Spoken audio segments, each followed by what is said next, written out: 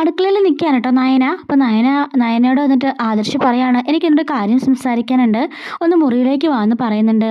നയന പറയാണ്, ഇവിടെ ഇപ്പോൾ ആരുമില്ല, നിങ്ങൾ പറഞ്ഞോ, എനിക്കിപ്പോൾ ഒരുപാട് പണിയുണ്ട്, മുറിയിലേക്ക് വരാനുള്ള സമയമില്ല എന്ന് പറയുന്നുണ്ട്.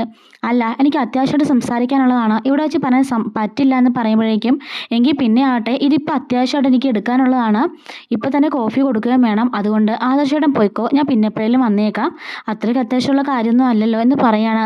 അല്ല, നീ അതവിടെ ഓഫാക്കി വെച്ചിട്ട് എൻ്റെ കൂടെ വന്നേ പറ്റുള്ളൂ എന്ന് പറയുന്നുണ്ട്. അപ്പോഴേക്കും വന്നിട്ട് ദേവേനെ ചോദിക്കുകയാണ്, എന്താടാ ഇത്രയ്ക്കുള്ള അത്യാവശ്യം എന്ന് പറയാണ്.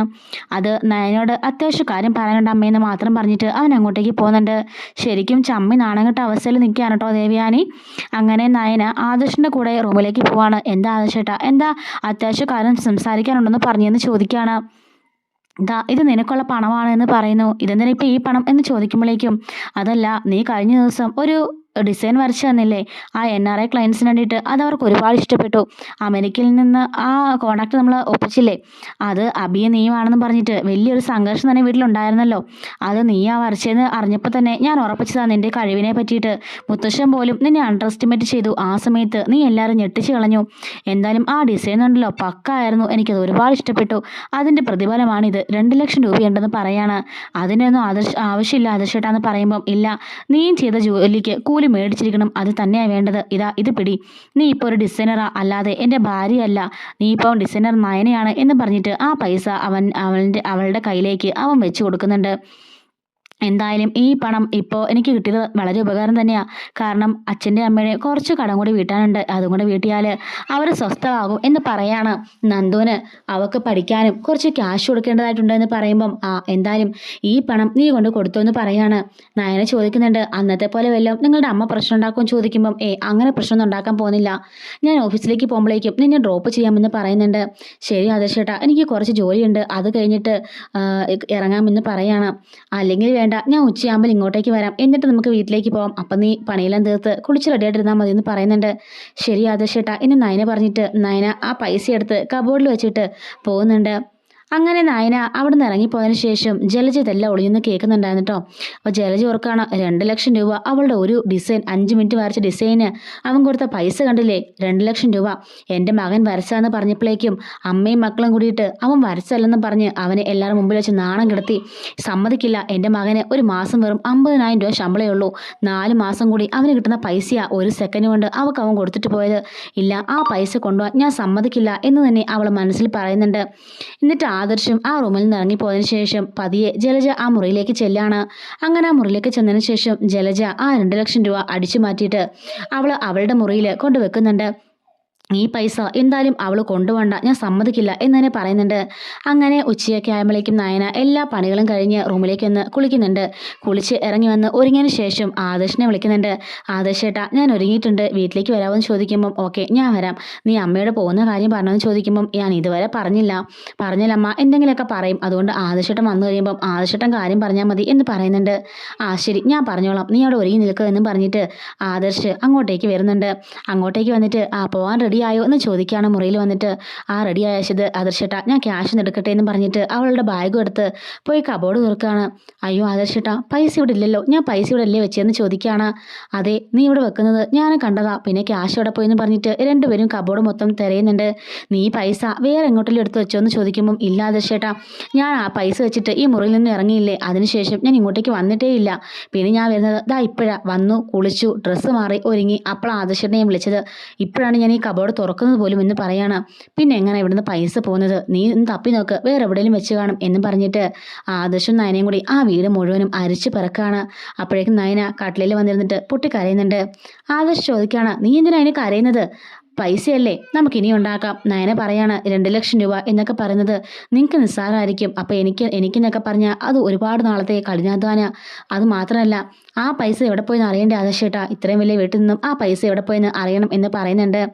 ആ സമയത്ത് നീ താഴേക്ക് ഇറങ്ങി പോകുമ്പോഴോ മറ്റും ഇവിടെ ആരെങ്കിലും നിൽക്കുന്നത് കണ്ടോ എന്ന് ചോദിക്കുമ്പം നയന പറയാണ്, നമ്മൾ ഇറങ്ങി പോകുന്ന സമയത്ത് ഞാൻ കണ്ടിരുന്നു ജലജാപ്പച്ചി ഇതിലെ നടന്നു പോകുന്നത്. അപ്പോൾ ആദർശ് പറയാണ്, എങ്കിൽ ഒട്ടും സംശയിക്കേണ്ട, നീയും ഞാനുള്ള സംസാരം അവർ ഒളിഞ്ഞു കേട്ടിട്ടുണ്ടായിരിക്കും, നീ ക്യാഷ് കൊണ്ട് പോകുന്നത് അവർക്ക് സഹിക്കാൻ വയ്യാഞ്ഞിട്ട് അവർ തന്നെ മാറ്റി വെച്ചതായിരിക്കും എന്ന് പറയുന്നുണ്ട്. അങ്ങനെ നമ്മൾ അവരെ സംശയിക്കാൻ പാടുണ്ടോ ആദർശേട്ടാ, അത് പിന്നെ വലിയ ഇഷ്യൂ ആവില്ലേ എന്ന് ചോദിക്കുമ്പോൾ, അതിനൊക്കെ സൂത്രം ഞാൻ കാണിച്ചു തരാമെന്ന് പറഞ്ഞിട്ട് ആദർശ് അങ്ങോട്ടേക്ക് പോകുന്നുണ്ട്. അപ്പൊ ജലജ മുറിയിൽ തന്നെ ഇരിക്കുന്നുണ്ടായിരിക്കും. ഇപ്പൊ കേൾക്കാം അവളുടെ ക്യാഷ് കണ്ടില്ലെന്ന് പറഞ്ഞ് അവളെ തന്നെ കള്ളിയാക്കണം എന്നൊക്കെ പറഞ്ഞ് ജലജ പ്ലാൻ ചെയ്തോടെ ഇരിക്കുകയാണ്. അപ്പോഴേക്കും ആദർശ് നയനെ മുറിയിലേക്ക് കയറി ചെന്നിട്ട് മുറിയുടെ ഡോർ ലോക്ക് ചെയ്യുന്നുണ്ട്. എന്താ ആദർശ് മോനെ, നീ എന്തിനാ മുറിയുടെ ഡോറൊക്കെ ലോക്ക് ചെയ്യുന്നേ എന്ന് ചോദിക്കുന്നുണ്ട്. അതെ, ഒരു കാര്യം അപ്പച്ചിയോട് സ്വകാര്യമായിട്ട് പറയാനാ. പിന്നെ അപ്പച്ചി ആ ക്യാഷ് ഇങ്ങെടുത്ത് എന്ന് പറയുമ്പം ഏത് ക്യാഷ്? എന്താടാ, നിനക്ക് വല്ല പൈസയുടെ ആവശ്യമുണ്ടോ? എൻ്റെ പൈസ ഉണ്ട്, ഞാൻ തരാമെന്ന് പറയുമ്പോഴേക്കും അതല്ല, ഞാനൊരു 2 ലക്ഷം രൂപ ഞങ്ങളുടെ റൂമിലെ കബോർഡിൽ വെച്ചിരുന്നു, ആ പൈസ കാണുന്നില്ല, അത് അപ്പച്ചി എടുത്തല്ലോ, ആ പൈസ ഞാൻ എന്നേക്കെന്ന് പറയുമ്പം നീ എന്താണ് ആദർശ് പറഞ്ഞത്? ഞാൻ നിന്റെ മുറിയിൽ കയറി ക്യാഷ് എടുത്തെന്നോ? ഞാനേ കള്ളിയൊന്നും അല്ല കേട്ടോ, എൻ്റെ ഇഷ്ടംപോലെ ക്യാഷ് ഉണ്ട്, ട്രസ്റ്റിൽ നിന്നും അല്ലാതെയൊക്കെ ആയിട്ട് എനിക്ക് ഇഷ്ടംപോലെ ക്യാഷും സ്വർണ്ണം എല്ലാം ഉണ്ട്. അതുകൊണ്ട് തന്നെ എനിക്ക് എടുക്കേണ്ട ആവശ്യമൊന്നുമില്ല. ഈ പറഞ്ഞതങ്ങാണം മുത്തശ്ശനങ്ങാണം അറിയണം, നിന്നെ ശരിയാക്കും എന്ന് പറയണം. ശരി എങ്കിൽ ഞാൻ അപ്പം അപ്പച്ചനോട് പറഞ്ഞില്ലേ എനിക്ക് കുറച്ച് ക്യാഷ് കടം തരാമെന്ന്, 2 ലക്ഷം രൂപ എനിക്ക് കടമായിട്ട് വേണം, അതെങ്കിൽ തരുമോ എന്ന് ചോദിക്കുമ്പോൾ തരാമെന്നും പറഞ്ഞിട്ട് പതിയെ നിന്ന് പരുങ്ങുന്നുണ്ട് ജലജ. പിന്നെ അപ്പച്ചി ആ 2 ലക്ഷം രൂപ, അതായത് ഞാൻ കാണാതെ വന്ന 2 ലക്ഷം രൂപയില്ലേ, ആ 2 ലക്ഷം രൂപയുടെ നോട്ടിൻ്റെ നടുക്കായിട്ട് അത് ആദർശിൻ്റെ പേരിലേക്ക്, അതായത് ബാങ്കിൽ നിന്ന് എടുത്തതിൻ്റെ റെസിപ്റ്റ് കൂടി ആ 2 ലക്ഷം രൂപയുടെ നടുക്കിരിപ്പുണ്ട്, അതോടെ ഇങ്ങനെ അന്നേക്കണേന്ന് പറയുമ്പോഴേക്കും ജലജ ഒന്ന് ഞെട്ടുന്നുണ്ട്. ജലജ പറയണം അങ്ങനത്തെ ക്യാഷ് ഒന്നും ഇവിടെ ഇല്ല എന്ന് പറയുമ്പോഴേക്കും ആദർശ് നേരെ പോയിട്ട് അവരുടെ കബോർഡ് തുറക്കുന്നുണ്ട്. കബോർഡിൽ ഒന്ന് ഒളിച്ചു പോലും വെക്കാതെ നല്ല പബ്ലിക്കായിട്ട് തന്നെ ആ ഒരു ക്യാഷ് 2 ലക്ഷം രൂപ അവളോട് വെച്ചിട്ടുണ്ട്. അങ്ങനെ ആ ക്യാഷ് എടുത്തിട്ട് അവനിങ്ങനെ റബ്ബർ ബാൻഡ് അടിച്ചിട്ട് തുറന്ന് കാണിക്കുകയാണ്. ദാ കണ്ടില്ലേ അപ്പച്ചി, ഇതിനകത്ത് ആ റെസിപ്റ്റ് ഇതുപോലെ തന്നെ ഇരിപ്പുണ്ട്, എങ്ങനെ ഞാൻ പോയി മുത്തശ്ശനോട് എല്ലാ കാര്യങ്ങളും പറയട്ടെ എന്ന് ചോദിക്കുമ്പോൾ മോനെ പറയരുത്, എനിക്കൊരു അബദ്ധം പറ്റിപ്പോയതാണെന്ന് പറയുന്നുണ്ട്. ഇത്രയ്ക്ക് ഒരു അധപതിച്ചതാണോ അപ്പച്ചിയുടെ മനസ്സ്? ഇങ്ങനെ മോഷ്ടിക്കാവോ? ഇപ്പം എന്തിനാ അപ്പച്ചി ഇത് മോഷ്ടിച്ചതെന്ന് ചോദിക്കുകയാണ്. ഈ സ്വഭാവം തന്നെയാണ് അബിക്കും കിട്ടിയേക്കുന്നത് പറയുമ്പോൾ മോനെ ഞാൻ മോഷ്ടിച്ചതൊന്നും അല്ല, അത് നിങ്ങളൊന്ന് തപ്പുമല്ലോ, അതൊന്ന് നിങ്ങളെ ഒന്ന് കളിപ്പിക്കാൻ വേണ്ടിയാന്ന് പറയുമ്പോൾ അതൊക്കെ ഞങ്ങൾക്ക് മനസ്സിലായി. നയന ഈ ക്യാഷ് കണ്ടില്ലെന്ന് പറഞ്ഞ് ഇവിടെ വെച്ച് കരയുമ്പോഴേക്കും അപ്പച്ചി വന്നിട്ട് അവൾ തന്നെ ഈ ക്യാഷ് ഒളിപ്പിച്ചതാണെന്നും അവളുടെ വീട്ടിലേക്ക് കടത്തിയാണെന്നും പറഞ്ഞ് ഒരു സീൻ ഉണ്ടാക്കണം.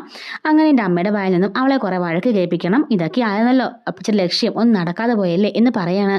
അപ്പോഴേക്കും ജലജ മനസ്സിലോർക്കാണ് ഞാൻ എന്ത് പ്ലാൻ ചെയ്തു, അവനത് പകല് പോലെ പറയുന്നുണ്ടല്ലോ, ഇവനെന്താ വല്ല മാജിക് അറിയോ എന്നൊക്കെ ചോദിക്കുകയാണ്. മനസ്സിൽ ആലോചിക്കുന്നുണ്ട് കേട്ടോ. അപ്പോൾ ആദർശ് പറയണം ഇനി ഈ പൈസ ഇങ്ങനെ അന്നേരെ ഇനി ഈ പൈസയുടെ പേരും പറഞ്ഞ നയനനെ ഉപദ്രവിക്കാനോ നയനനെ എതിരെ എന്തെങ്കിലും പറയാനോ വന്നാൽ ഈ കാര്യങ്ങൾ മുഴുവനും ഞാൻ മുത്തശ്ശനോട് പറഞ്ഞു കൊടുക്കും കേട്ടല്ലോ എന്ന് പറഞ്ഞ് അവളെ ഒന്ന് ഭീഷണിപ്പെടുത്തിയിട്ട് ആദർശ് ഈ ക്യാഷ് നയനയ്ക്ക് കൊടുക്കുന്നുണ്ട്. നയന അത് മേടിച്ചിട്ട് ആദർശനോട് പറയാണ് ആദർശേട്ടൻ ഇപ്പം ശരിക്കൊരു റിയൽ ഹീറോ ആയി, ഇത്രയ്ക്ക് ഞാൻ പ്രതീക്ഷയില്ല കേട്ടോ എന്ന് പറയുന്നുണ്ട്. എന്നിട്ട് അവനെയും കൂട്ടിയിട്ട് ദേവിയോട് പറയുന്നുണ്ട് ആദർശ്, അമ്മേ അവൾ ഇന്നലെ വരച്ച ഒരു അമേരിക്കൻ ഡിസൈൻ ഇല്ലേ, ആ ഡിസൈന് നമുക്ക് കോടികളുടെ പ്രൊജക്റ്റാണ്, നമുക്ക് ഇത്രയും കാലം കൊണ്ട് കിട്ടിയതിലും വലിയ പ്രോജക്റ്റാണ്, അതുകൊണ്ട് തന്നെ അതിൻ്റെ ഡിസൈനിൻ്റെ സമാനമായിട്ട് അവൾക്ക് ഞാൻ കുറച്ച് പൈസ കൊടുത്തിട്ടുണ്ട്, അവളുടെ ജോലിക്കുള്ള കൂലിയാണ്, അവൾ അതുകൊണ്ട് അവളുടെ വീട്ടിലേക്ക് പോവാണെന്ന് പറയുമ്പം ദേവനി പറയാണ് അതിനെന്താ, അവളുടെ ജോലിയുടെ പൈസയല്ലേ, അത് അവളുടെ എവിടെ കൊണ്ടുപോകണം തീരുമാനിക്കേണ്ടത് അവളുടെ ഉത്തരവാദിത്തമാണ്, കൊണ്ടുപോയിക്കോ എന്ന് പറയുന്നുണ്ട്. അപ്പം നയന ഒരുപാട് സന്തോഷത്തോട് കൂടിയിട്ട് ആദർശിൻ്റെ കൂടെ അവിടെ നിന്നും അവളുടെ വീട്ടിലേക്ക് പോകുന്നുണ്ട്. ഇതുപോലെ വരാനിരിക്കുന്ന സ്റ്റോറീസൊക്കെ താല്പര്യമുണ്ടെങ്കിൽ നമ്മുടെ ചാനൽ ഇപ്പോൾ തന്നെ സബ്സ്ക്രൈബ് ചെയ്ത് സപ്പോർട്ട് ചെയ്യണേ. Thanks for watching.